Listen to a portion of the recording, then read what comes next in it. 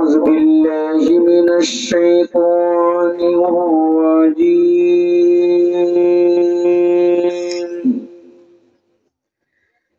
بسم الله الرحمن الرحيم.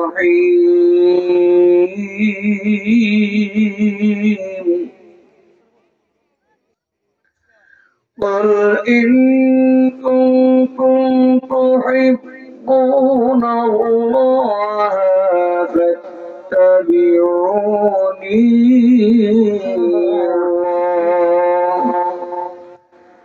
ويغفر لكم ذنوبكم والله غفور رحيم.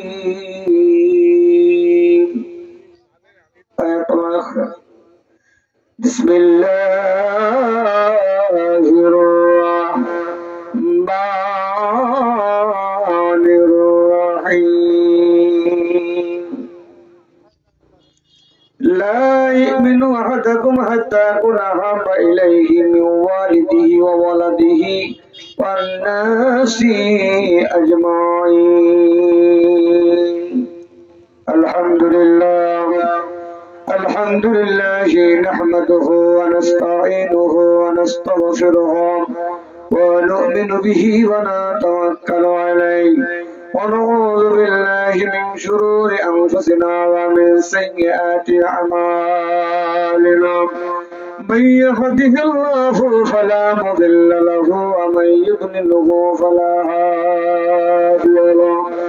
ونشهد أن لا إله إلا الله وحده لا شريك له.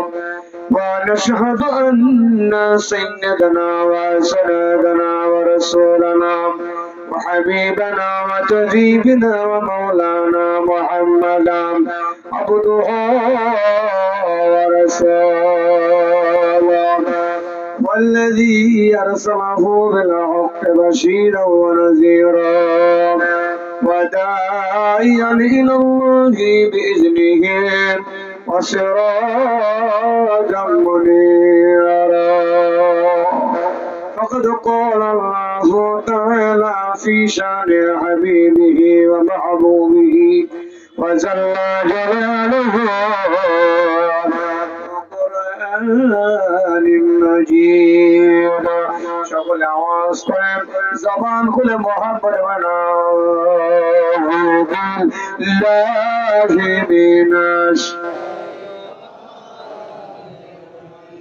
বিসমিল্লাহির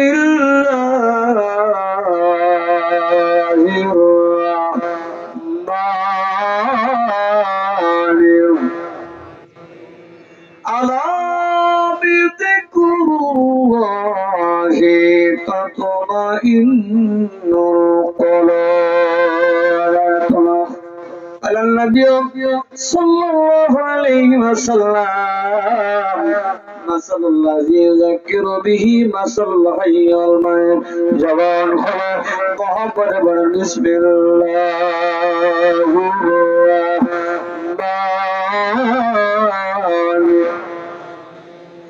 ইন্নাল্লাহা ওয়া মালাইকাতাহু ইউসাল্লুনা আলান নাবিয়্যি ইয়া আইয়ুহাল্লাযীনা আমানু সাল্লু আলাইহি ওয়া সাল্লিমু তাসলিমা। সাল্লাল্লাহু আলা মুহাম্মাদ সাল্লাল্লাহু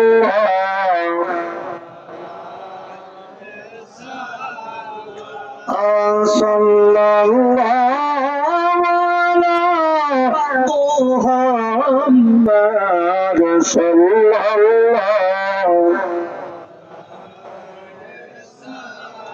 ওই সূর্য উঠিয়া নবীকে বুঝাইয়া চোখের পানি পড়লে তাইতে ফসল হবে না। সাল্লাল্লাহু بعد صلى الله صلى الله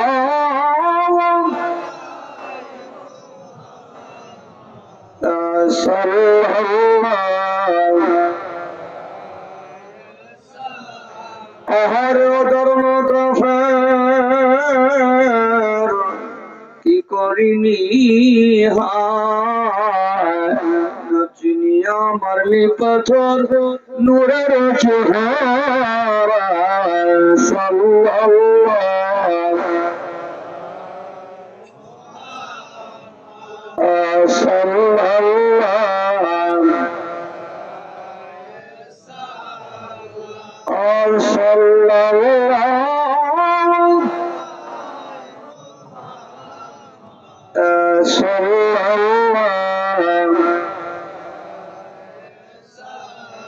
আহারে পাপি মন কাঁদো কার লাগিয়া যার জন্য কাঁদো তুমি সে তো সোনার মদিনা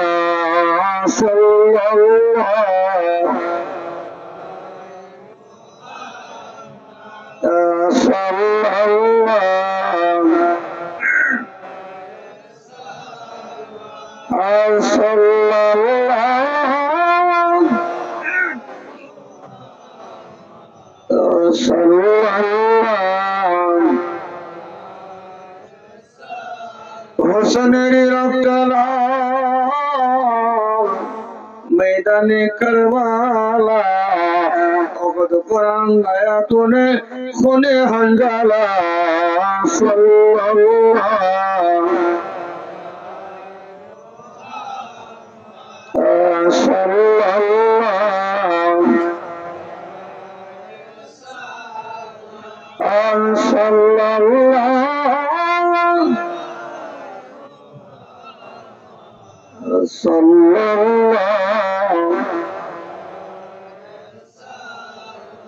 কষ্ট পাচ্ছেন নাকি সালাম দিতে রসুলকে? হ্যাঁ, মনে হয় যেন সব ঘুমাই গেছেন আপনারা। হ্যাঁ, পূর্বের বক্তা আলোচনা করছিল, দূর থেকে মনে হচ্ছে যেন গোরস্থানে ওয়াজ হচ্ছে। গোরস্থান বাসী সব মরি সারি গেছে, মৌলবী দোয়া করার জন্য এখন একাই মাইকে চিল্লাইতেছে। শ্রোতা বেশি, আওয়াজ কম। আমাদের নবী বড় না ছোট? আমাদের ধর্ম বড় না ছোট? আমাদের কোরআন বড় না ছোট? ইমানদারের ইমান বড় না ছোট? আমাদের আওয়াজও হবে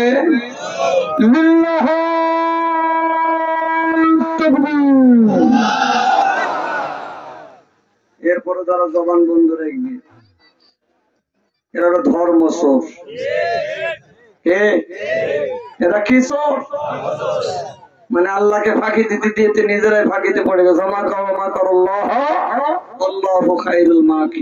আলহামদুলিল্লাহ। তাহলে আমরা সর্বোচ্চ শক্তি প্রয়োগ করে আল্লাহর সন্তুষ্টি অর্জনের উদ্দেশ্যে আজকের মাহফিলে বসবো। খুশি করবো কাকে?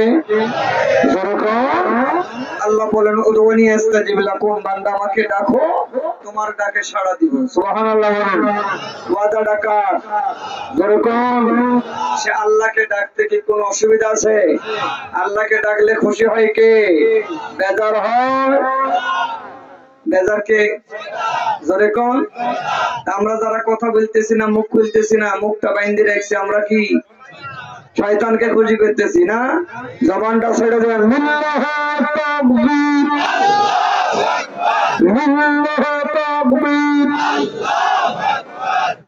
মানে ওই দিক নদীর ওই পার প্রোগ্রাম চলতেছে, এই পারও মাহফিল চলতেছে।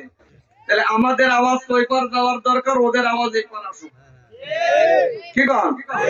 তাহলে মৌলবীর আওয়াজ যদি এখানে ঢোকে আর আমাদের আওয়াজ যদি নিস্তব্ধ হয়, তাহলে তো আমাদের জন্য কি একটা অপমানজনক ব্যাপার।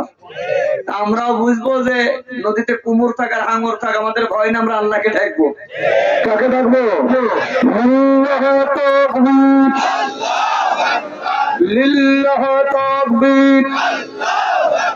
সেই সাথে বাইরেও যারা ঘুরতেছে ওরাও বুঝুক, দেরি করলেই খানা পাবো না।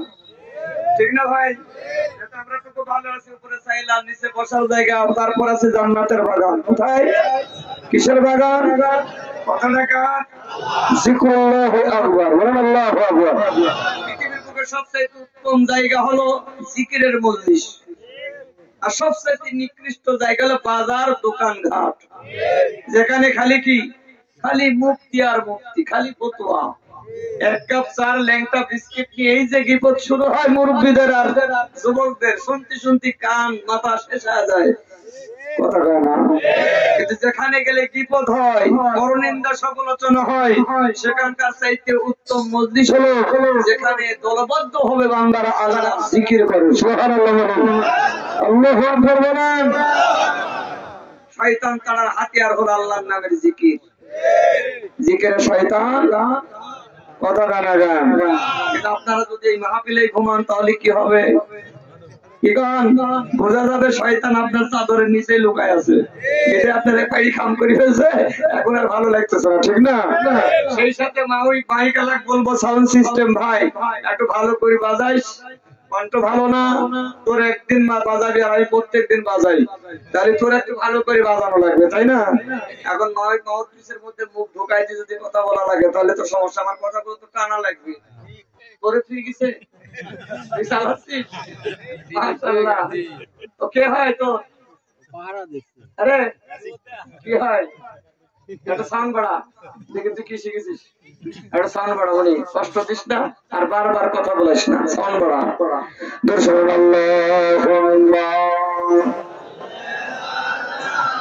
সাইয়্যিদিনা মাওলানা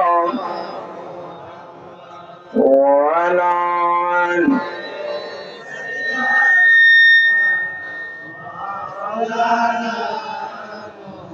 ওরে ও মদিনাবাসী পরপরি ভাগ্যবা তোদের মাঝে ঘুমিয়ে আসেন দুজাহানের মহাজন আল্লাহ সাইয়্যিদিনা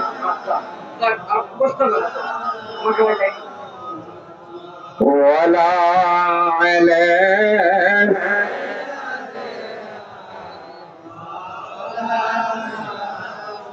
আওয়াজ করে বলেন আলহামদুলিল্লাহ, জবান করে বলেন সুবহানাল্লাহ, চিৎকার করে বলেন আল্লাহু আকবার।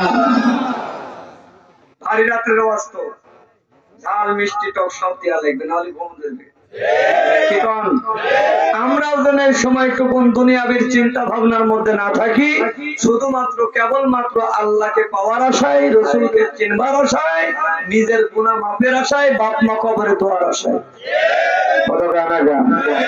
জীবন ভর তো ঘুমালাম, আজ নাই কয়েক ঘন্টা নাই ঘুমাইলাম, ঘুমের মালিক কি?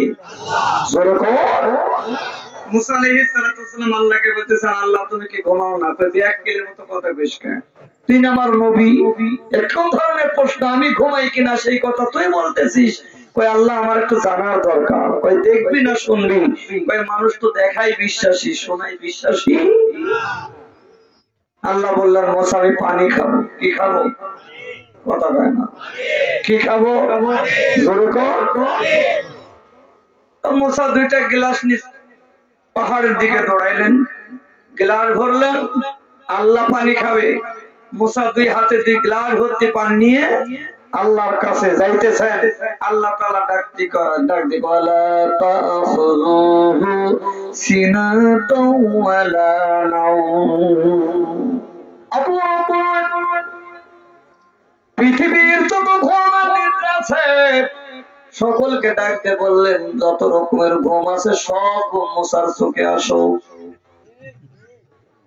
রাত 1টা পর্যন্ত ওয়াজ করলে ফজরের নামাজের খবর থাকে না। আর পৃথিবীর ঘুম যদি একজনের চোখে আসে ও তো বাঁচার আগে মরে যাবে। মুসার চোখে সমস্ত পৃথিবীর ঘুম যখন এসছে, মুসা হাঁটতে যাইয়া গ্লাসে গ্লাসে বাড়ি লাইগা গ্লাসের পুষ্টি শুদ্ধ 12টা বাজাই দিছে, পানি তো নাই। আল্লাহর কাছে নিকটে পৌঁছে গেছে। আল্লাহ কয় ও নাও সুকান্তর হয়ে যাও, মুসার চোখে আর ঘুমের দরকার নাই। মন থেকে স্বাভাবিক কয় আল্লাহ কয় মুসা পানি কই। আল্লাহ ডাকতে কয় আল্লাহ মুসা কয় মুসা রে তোমার পানি কয়। মুসা ডাকতে কয় মালিক মালিক রে তোমার জন্য পাহাড় থেকে তুই গ্লাস পানি নিয়ে আসতেছিলাম, আমার প্রভু পানি খাবে। দুনিয়ার ঘুম আমাকে এত চেপে চেপে ধরেছে, এত অ্যাটাক করেছে, পানি তো দূরের কথা গ্লাসটা পর্যন্ত আমি তোমার কাছে আনতে পারি না। গ্লাসে গ্লাসের সংঘর্ষ হইয়া গ্লাস ভেঙে চলছিল। আমার আল্লাহ কই মুসারেন এই আসমান তুমি লোকগুলো পাহাড় পর্বত নদী নালা খাওয়াবে, মাসতে কইতে মাগরিব সীমান কইতে যা কিছু সৃষ্টি করেছে আমি রব। এক সেকেন্ডের জন্য যদি ঘুমাই আসমান জমিনের সঙ্গে সংঘর্ষ লাগা পৃথিবী খান খান হয়ে যাবে। তাই আমি আল্লাহ ঘুমাই না।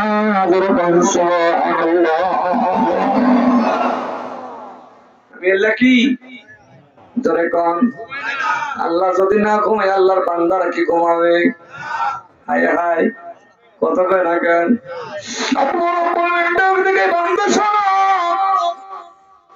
তোমাদের ঘুমের প্রয়োজন আছে, কিন্তু কখন ঘুমাবে, কোন টাইমে আমার ডাকবে, কোন টাইমে আমি মাওলার ইবাদত করবে, দাসত্ব করবে, গোলামি করবে, এটাও তো বান্দা তোমার জানার দরকার। মুসলমান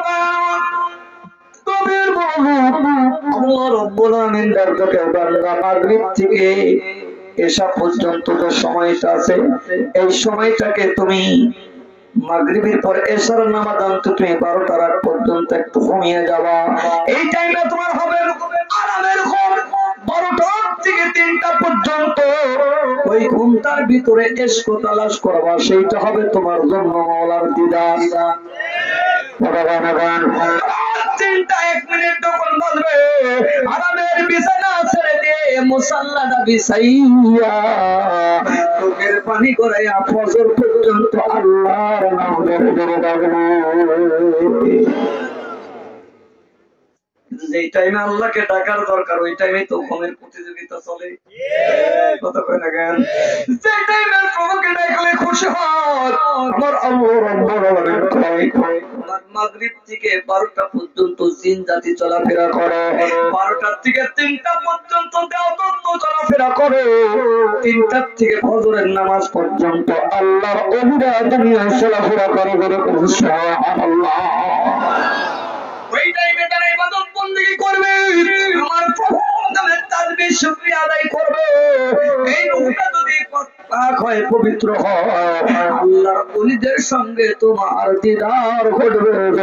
সুবহানাল্লাহ। দিদার তো দূরের কথা, খবরই তো থাকে না কখন রহমত গেল কখন মাগফিরাত গেল। এই জন্য মানুষগুলো তরিকা প্রেমিক হয়, রাসূল প্রেমিক হয়, আল্লাহ প্রেমিক যারা হয় তাদের ভিতরে আল্লাহ সিনার মধ্যে ইত্তেহাদি বেলায়েতের শক্তি শুকায়া দেয়।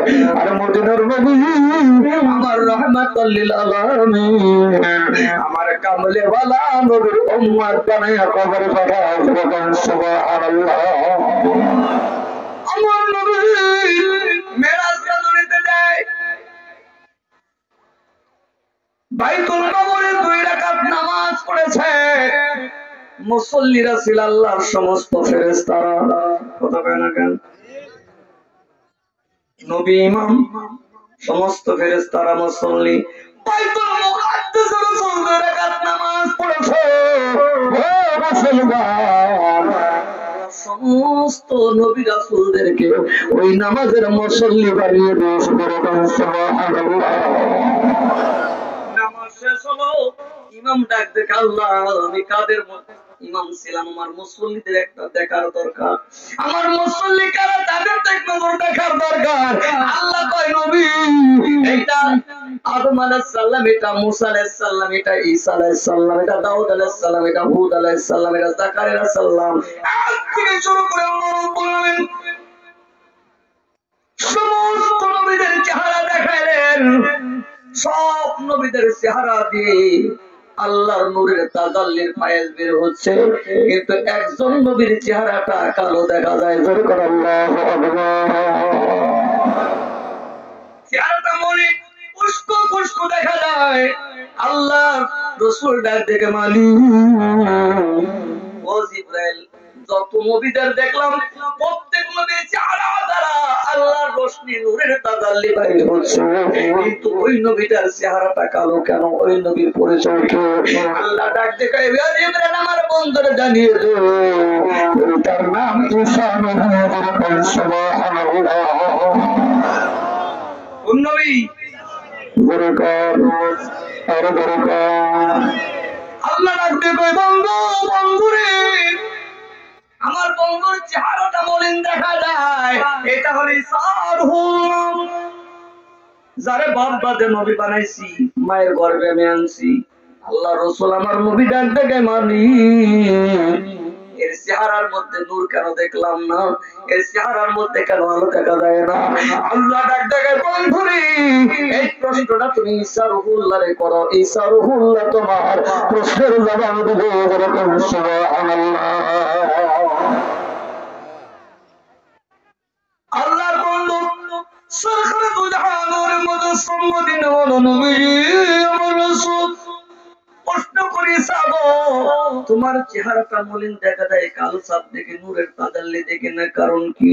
ডাক দিয়ে ঈসা কয় ও আল্লাহর হাবিব রহমাতুল লিল আলামিন, আদম থেকে শুরু করে ঈসা রূহুল্লাহ পর্যন্ত যত নবী রাসূল এসেছে সবার মৃত্যু হয়েছে, কিন্তু আমি ঈসা নবীর মৃত্যু হয় নাই। আল্লাহু আকবার। কে হয় নাই? সবাই দুনিয়ার থেকে বডি চাপাইছে, বডি চেঞ্জ করছে। আমি ঈসা রূহুল্লাহকে আল্লাহ তাআলা সরাসরি আসমানে উঠায় রেখেছে।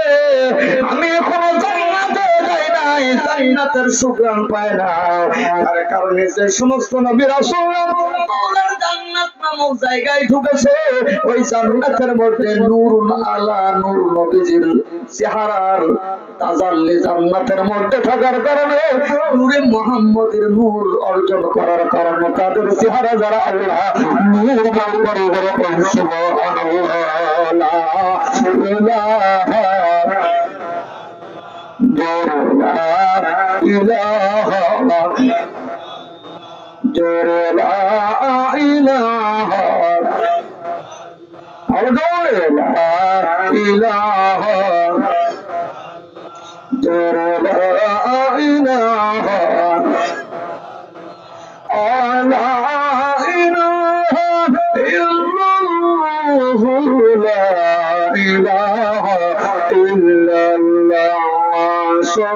সুবহানাল্লাহ আলহামদুলিল্লাহ লা ইলাহা জোরে সুবহানাল্লাহ আলহামদুলিল্লাহ লা ইলাহা জোরে লা ইলাহা ইল্লাল্লাহু লা ইলাহা ইল্লাল্লাহ সুবহানাল্লাহ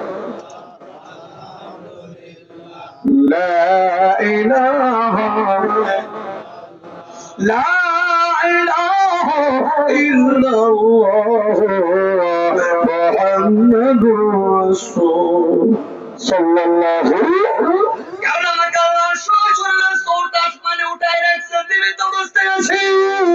আমি ইমাম মাহদী আলাইহিস সালাতু ওয়াস সালাম যেদিন দুনিয়াতে আসবে দাজ্জালকে খতম করার জন্য নবী মুহাম্মদ আপনার উম্মত হিসেবে দুনিয়াতে যাইয়া জিহাদ করে আপনার রক্তমাখা তাওহীদে কালেমার ঝান্ডা ওড়াবেন। সুবহানাল্লাহ। কিছু মানুষের চেহারা দেখলে আত্মিক অন্তরের ভিতরে শান্তি লাগে, প্রেম জাগ্রত হয়, মহব্বত পয়দা হয়। আবার কিছু মানুষের সুরতের দিকে তাকাইলে কুত্তার মতো দেখা যায়। ঠিক একই হবে তরিকাপন্থী যারা তরিকার পাগল যারা সবাইকেই কিন্তু আশেক বলা যাবে না। আশেক হইতে হলে অনেক সাধনা করা লাগে। না কেন তরিকা নিলেই সে আশিক হয় না। আশিকের রাসূল একটা আলাদা জিনিস, যে প্রেম সুদাম মুর্শিদের প্রেম সুদের মধ্যে ঢুকা আল্লাহর নবীদের বেলায়েতের জ্ঞান অর্জন করে সিনার মধ্যে নেবে তাসাউফ নিয়ে যারা চলাফেরা করে ওদের সঙ্গে হাত পা বাড়াইয়া মুসাফা করলে আল্লাহ রাব্বুল আলামিন সগীরা কবিরা গুনাহগুলো সব জমিনে ফরওয়া দেয়।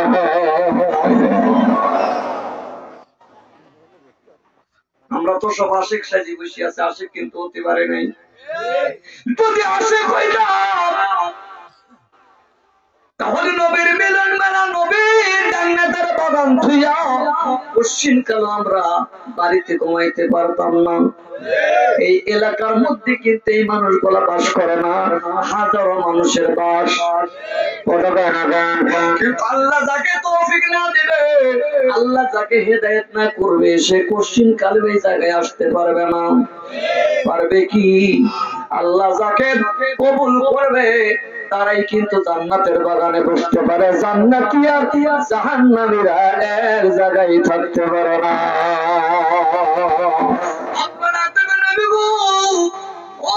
বন্ধু, এরা জান্নাতে ঢোকার পরে নূর অর্জন করছে, চেহারা সুরত পাল্টাই গেছে। আর তোমার উম্মতেরা এত পাওয়ারফুল উম্মত হবে, কুনতুম খায়রা উম্মাতিন উখরিজাত লিন-নাস তা'মুরুনা বিল মা'রুফ। উম্মতি মুহাম্মদের উম্মতেরাই শ্রেষ্ঠ নবীর শ্রেষ্ঠ উম্মত। আপনার উম্মতের মৃত্যু বরণ করে জান্নাতে আসা লাগবে না। দুনিয়ার জিন্দেগিতে যেখানে কোরআনের কথা হবে, হাদিসের কথা হবে, জিকিরের কথা হবে, আপনার সম্মান নিয়ে যেটা আলোচনা হবে, ওইটা জান্নাতের বাগান আমি আল্লাহ বানাই দিব। ওই জান্নাতের বাগান থেকে যারা বাইরে আসবে আল্লাহর দ্বারা আমি আল্লাহ নূর বাহির করে দেব।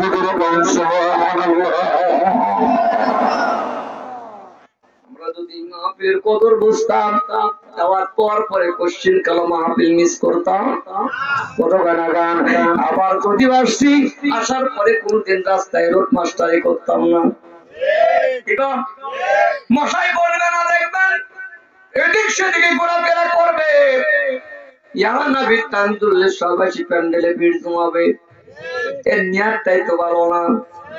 নিয়াতের মধ্যে আল্লাহ তো বরকত দেন, আল্লাহ বান্দার দিল আর ঈমান দেখি বরকত দেন। আপনার নিয়াত যেমন, এখানে যেমন বিশ্বাস যেমন, আল্লাহর পক্ষ থেকে দয়া আসবে তেমন। অতি সহজেই যদি বান্দা আল্লাহ পাইতো, দেশের সব নামাজেরা আল্লাহর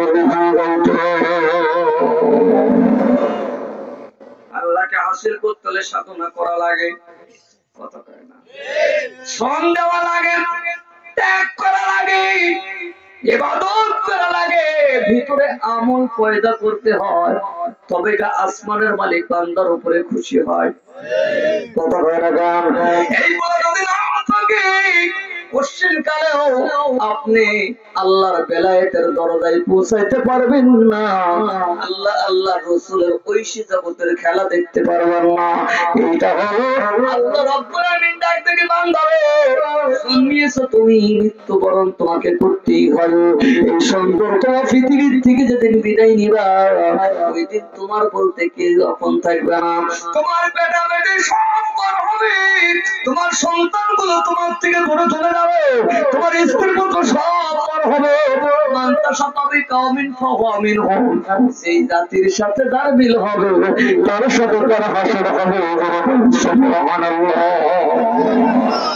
আপনার মুহাব্বত যদি আল্লাহর আশিকে রাসূলদের কাতারে হয়, আল্লাহর পাগলদের সঙ্গে হয়, আপনার হাসর নাসর এই কাতারে তো হওয়ার কথা। আর মুনাফিকের বেঈমানি দস্তরে করে যদি বেঈমান হয়ে যদি কবরে দাও বান্দা, এই মাহফিল শেষ করে বাড়িতে যাইতে পারবে এমন কোন গ্যারান্টি নেই।